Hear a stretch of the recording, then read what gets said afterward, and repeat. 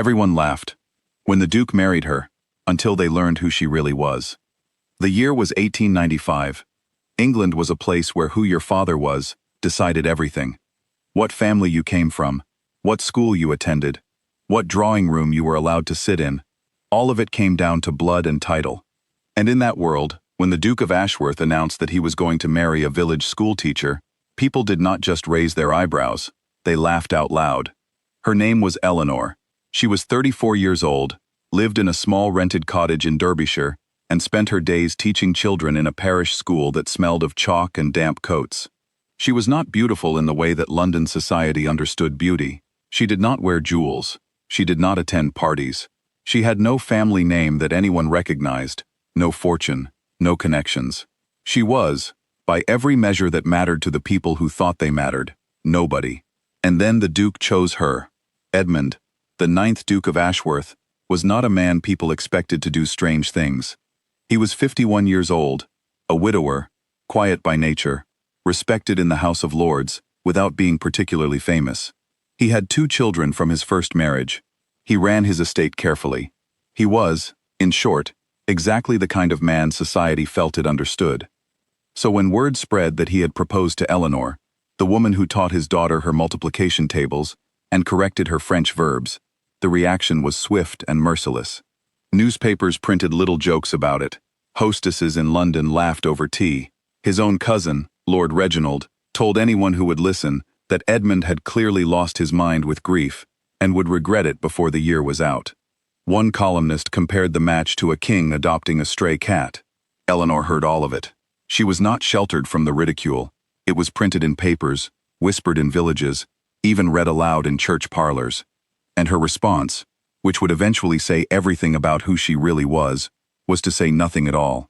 She simply accepted Edmund's proposal, packed her small trunk, and moved into Ashworth Park as its new duchess. The staff watched her carefully those first weeks, the way servants always watch when someone new arrives in a great house. They were ready to find her awkward or pretentious or overwhelmed. Instead, they found someone who knew the name of every person who worked in that house within a fortnight, who noticed that the kitchen had been ordering flour from an overpriced supplier for 11 years and quietly fixed it, and who sat with the groundskeeper for 2 hours, one cold afternoon, because he was upset about something, and she could see it on his face. By the end of the first month, the staff would have walked through fire for her. They just did not say so publicly, because nobody was asking them. London was not impressed. The invitations that should have come to a new duchess did not come. The women who ran the city's social world drew their lines clearly. Eleanor was not one of them, and they intended to make sure she felt it. Edmund was furious on her behalf. Eleanor told him, very gently, that she did not want him to fight battles she had not asked him to fight. She had, she said, work to do. And she did work. The estate's charitable fund, which had been sitting mostly untouched for years, was reorganized under her careful hand. She corresponded with 3 separate schools in the county about the education of girls from poorer families. She spent her evenings reading, her mornings with Edmund's children, and her afternoons going through accounts with the kind of attention that came from someone who had spent years making small amounts of money stretch a very long way. Edmund watched all of this with a particular feeling he could not quite name. It was not surprise, exactly. He had known she was capable. That was why he had married her. But there was something about watching the woman everyone had dismissed work so quietly and so completely that it sat in his chest like a stone he did not want to move. Meanwhile, his cousin Reginald had not given up. Reginald had spent years assuming that Edmund, with no second wife and a distant relationship with his own children, would eventually leave the estate to him. Eleanor had ruined that plan simply by existing, and Reginald was not the kind of man who accepted ruined plans without doing something about them. He hired a barrister, a sharp, ambitious man named Whitmore, who had built a career on finding things people had tried to hide. Reginald wanted dirt. He was absolutely certain Eleanor was hiding something. A previous marriage, a criminal record, a debt. Something that would allow him to have the whole arrangement undone. He gave Whitmore a generous sum of money and told him to dig. Whitmore dug. It took him 4 months. He traveled to Cumberland, where Eleanor had been born. He filed requests for records. He followed threads that went cold and then found new ones.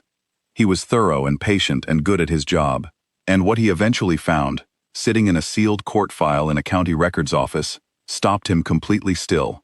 Eleanor's birth certificate listed her full name as Eleanor Maud Carver Ashby. The Ashby part was the piece that changed everything. Her maternal grandmother had been the legally acknowledged daughter of the 6th Duke of Northumberland. Not a secret, not a scandal, but a documented family line that had been quietly buried under layers of paperwork and changed names. And Eleanor's father, who everyone in her village believed had died when she was young, was not dead at all. He was Sir Henry Carver Ashby. He was 70 years old, living quietly in the north of England, and he was one of the most decorated intelligence officers the British Crown had employed in the latter half of the 19th century. For 22 years, he had operated under false identities in service of the government. His family's identities had been legally sealed for their own protection. Eleanor had grown up knowing exactly who she was, and legally forbidden from saying so. Whitmore sat in a cold office in Cumberland, with this file in his hands, and thought for a long time about what kind of man he wanted to be. He had been hired by Reginald to destroy Eleanor. What he had found would instead destroy Reginald, and it would do something else entirely to Eleanor, something that had nothing to do with destruction. He thought about the money Reginald had paid him. He thought about what Reginald would do with this information if Whitmore gave it to him. And then he packed up the file, took the next train south, and went directly to Ashworth Park. He asked to speak with the Duke. Edmund read the file in silence. Then he looked at Whitmore for a long moment, thanked him, and paid him generously out of his own pocket. More than Reginald had paid him, and with no conditions attached. Whitmore left the estate that evening, and never spoke to Reginald again. That night, Edmund went to find Eleanor. She was in the library, reading, with a candle burning low on the table beside her. He sat down across from her, and put the file on the table between them, and did not say anything. She looked at it. Then she looked at him, and for the first time since he had known her, her composure cracked. Not dramatically, not with tears, but in the small way that a very controlled person cracks when something they have been carrying for a very long time is finally seen by someone else. She told him everything. How her father's work had required their whole family to disappear into ordinary life. How she had been Eleanor Carver, the schoolteacher, for so long that it no longer felt like a cover. It felt like who she was. How when Edmund had proposed, she had wanted to be chosen as that person, not as a name or a bloodline. How she had made him agree to wait a year before investigating her past, because she needed to know he was choosing her. Plain Eleanor with chalk on her hands, and no drawing room to her name, and not some idea of what she might be worth. Edmund listened to all of it. Then he said, quietly, that he had chosen her, and that nothing he had just read changed a single thing about that. In the morning, he began the legal process of having her father's sealed records formally opened by the Crown. It took 5 months. During those 5 months, Eleanor continued doing exactly what she had been doing since she arrived, running the household, working on the school's project, sitting with the groundskeeper when he was having a bad day. She did not tell anyone what was coming. She did not hold her breath or pace the floors. She simply lived her life. Reginald found out through a legal contact that something was happening with the Carver Ashby records, and he tried to interfere. He did not succeed. What he did not know, what nobody had told him, was that Eleanor, during her quiet months of going through the estate accounts, had found and carefully documented a pattern of financial fraud that Reginald had been running against the Ashworth estate for years. She had handed that documentation to the appropriate people in January. By the time Reginald tried to interfere with the records process, there were already other conversations happening about him in rooms he was not invited into. In July of 1897, the Crown unsealed the records.